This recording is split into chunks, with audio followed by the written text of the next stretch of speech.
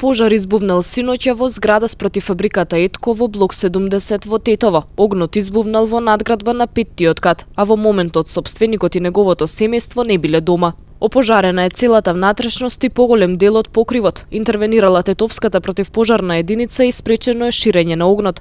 Материјалната штета се проценува на над 5000 евра. Според првичните и неофицијални информации, причина за пожарот е нестручно изведениот оджак. Од секторот за внатрешни работи информираат дека бил извршен увид и се работи на расчистување на случајот. Непознати сторители провалиле во куќа во Камењане на 41 годишен жител на селото.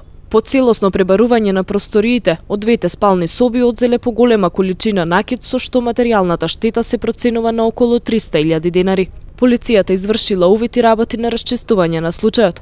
Од СВР Тетово информираат и за уште една кражба во Мала Речица.